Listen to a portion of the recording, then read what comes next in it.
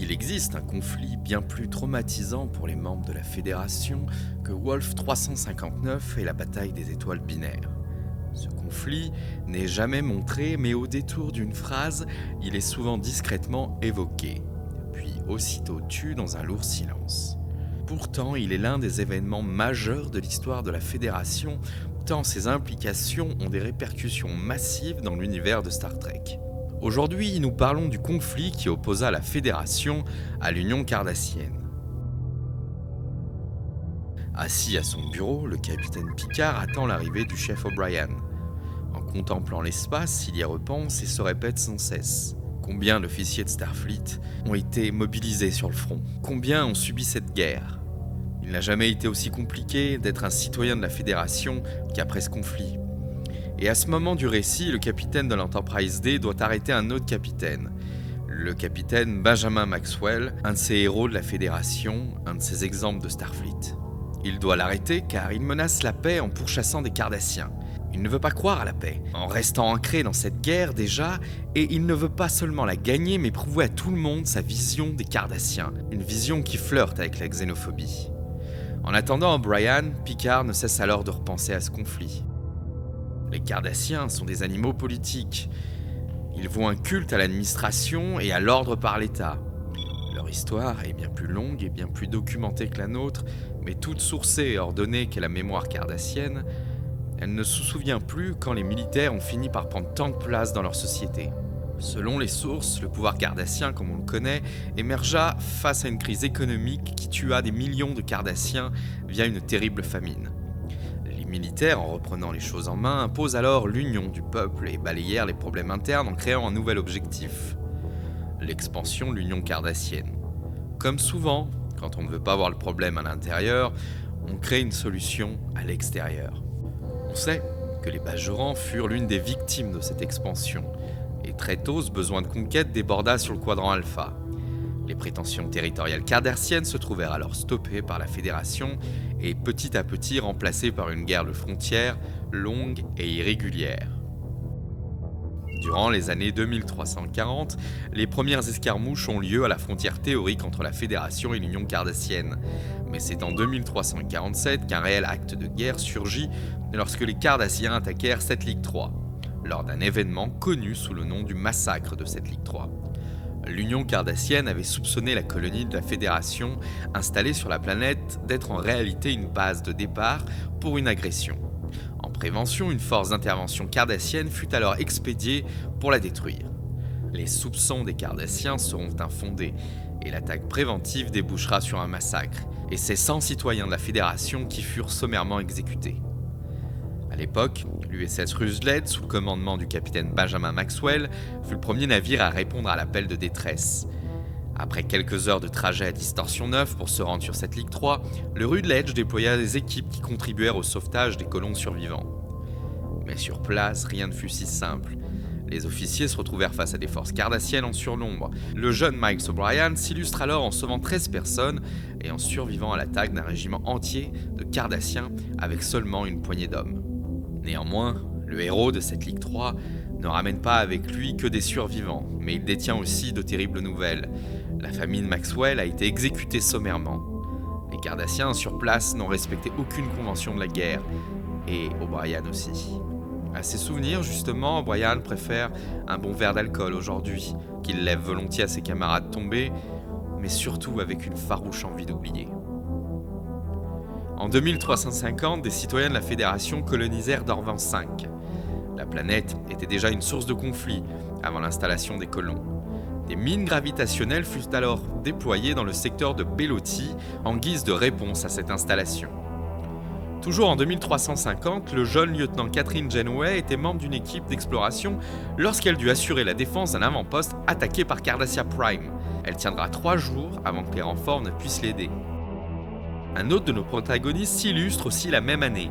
Le capitaine Picard de l'USS Stargazer tente de proposer une offre de trêve.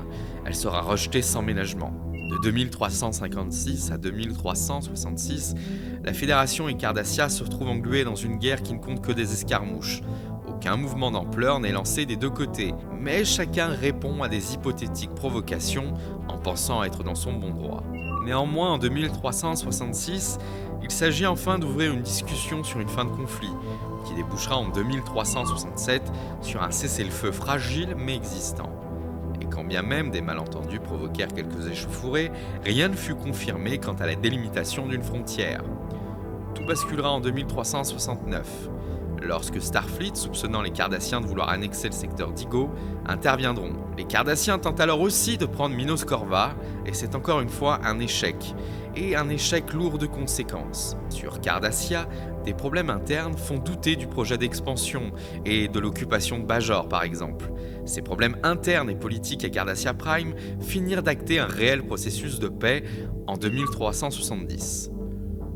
Un traité fut signé sous le nom de traité Fédération Union Cardassienne et conclut une ZDM. Le traité définit donc une zone tampon dans le quadrant alpha entre les territoires de la Fédération et l'Union Cardassienne.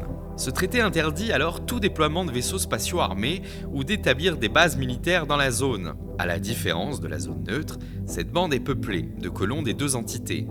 Des planètes furent alors échangées lors du traité et des colons déplacés sans être consultés. Et ceux qui ne voulaient pas être déplacés se retrouvèrent alors sous l'autorité cardassienne ou sous l'autorité de la Fédération. C'est donc la fin de cette guerre qui impacte réellement l'histoire du quadrant alpha et bêta.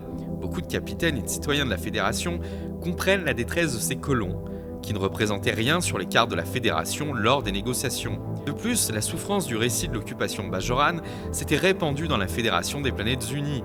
L'empathie pour les Bajorans se transforma en inquiétude quant à l'avenir des colons sous autorité cardassienne. Un malaise donc traverse tous les secteurs de l'espace. Pour la première fois de son histoire, la Fédération, l'entité politique, avait démontré ses limites. Elle n'était pas capable de protéger tout le monde, et sa volonté dogmatique d'une paix coûte que coûte l'obligeait à sacrifier des citoyens et quelques-uns de ses plus grands principes. Le malaise devint alors un schisme. Dans l'esprit de beaucoup d'officiers, le fait que les colons s'arment n'est pas une mauvaise chose en soi, tant on connaît les pratiques horribles des Cardassiens. Le commandement central cardassien lui aussi réagit en commençant à expédier secrètement des armes dans la ZDM afin d'évincer les colons renégats de la Fédération. Fédération qui, elle, reste sourde et aveugle à la situation. Les colons décident alors de s'émanciper en préférant l'autodétermination à la fatalité. Ils annoncèrent donc l'existence politique du maquis. Comme nous l'avons déjà dit, beaucoup d'officiers étaient partisans des actions des colons. Et lorsque le maquis devient quelque chose de concret, beaucoup alors firent le choix de la désertion, voulant être vraiment utiles ou cherchant une vie de héros. L'agissement de ces officiers révèle surtout une révolte contre Starfleet, contre un insigne trop propre et tellement loin des réalités du terrain. Fédération, toujours dans sa sainteté, répond alors avec la création d'une bande spatiale remplie de sondes pour détecter et traquer les activités du maquis. La Fédération ne tolère aucune rébellion en son sein et elle tend à le faire comprendre. L'histoire du maquis est une autre histoire, mais pour le peu qu'on l'évoque ici, l'existence de ces rebelles est le résultat de cette guerre, et ils seront la cause de beaucoup de bouleversements. Par exemple, en tentant de retrouver un membre d'équipage infiltré dans le maquis, le capitaine Janeway se retrouvera avec des maquisards perdus dans le quadrant Delta. À cause du traité de paix également, une rancune s'est installée parmi les militaires cardassiens. Dukat s'en rappellera quand il offrira Cardassia aux Dominions. Il s'agit d'effacer pour lui ce qu'il estime être une erreur. Son gouvernement n'aurait jamais dû traiter avec la Fédération. Ils auraient dû promouvoir une guerre et une humiliation totale. D'un autre côté, la foi en ce que pouvait représenter la Fédération sera aussi ébranlée par le traité de paix. Les officiers qui ne rejoignent pas le maquis commencent à se dire qu'une bonne dictature militaire rendrait un précieux service à la Fédération. La division est aussi intestine au sein de chaque équipage, comme pour Sisko et sa haine pour Michael Eddington. Sa volonté de voir ce traître de maquisard être jugé poussera les hommes de Sisko à douter parfois de la santé mentale de leur capitaine, tant son obsession paraissait disproportionnée. En conclusion, de 2347 à 2367, c'est donc 20 ans d'une guerre discrète mais usante qui en finira avec l'innocence de la Fédération. La politique, même spatiale, a souvent bien plus de poids que les idéaux universalistes. Et c'est une réalité que la Fédération a dû désormais intégrer pour construire non pas un monde meilleur, mais une fiction bien plus concrète. Fin du journal de bord.